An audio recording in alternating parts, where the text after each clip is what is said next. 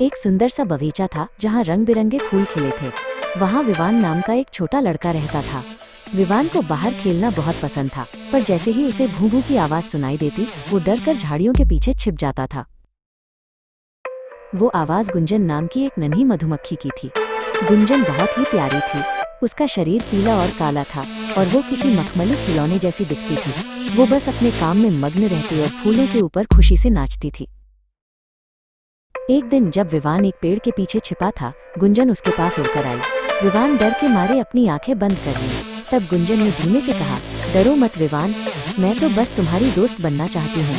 क्या तुम देखोगे कि मैं दिन भर क्या करती हूँ?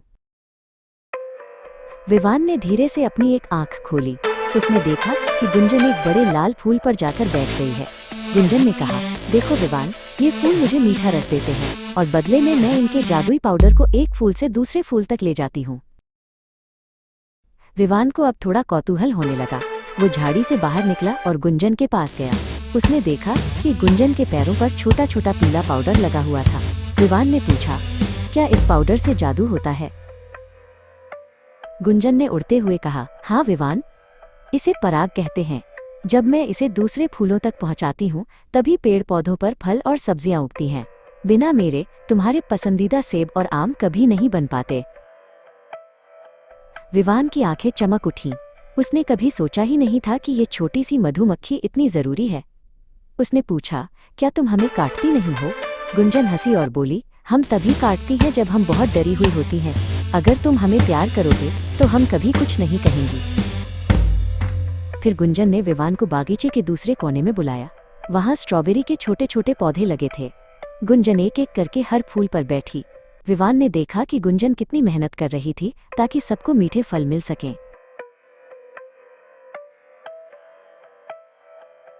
गुंजन ने विवान को बताया कि वो और उसकी सहेलियां मिलकर छत्ते में शहद भी बनाती हैं। हम फूलों का रस इकट्ठा करती हैं और उसे मीठे शहद में बदल देती हैं, जो तुम्हें बहुत पसंद है ना विवान? विवान ने महसूस किया कि गुंजन और उसके दोस्त तो धरती के माली हैं। वे फूलों को सजाते हैं, फल उगाते हैं और शहद बनाते हैं। विवान का डर अब पूरी तरह से गायब हो चुका था। उसकी जगह अब दोस्ती और आदर ने ले ली थी।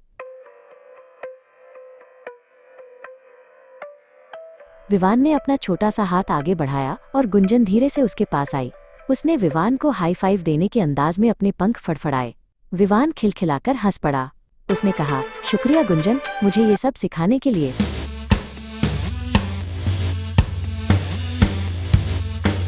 अब जब भी विवान बागीचे में भू भू की आवाज सुनता है, वो छिपता नहीं है। वो हाथ हिलाकर कहता है, नमस्ते दोस्त, अपना काम अच्छे से करना। और नन्ही गुंजन भी उसे देखकर खुशी से अपना गाना सुनाती है।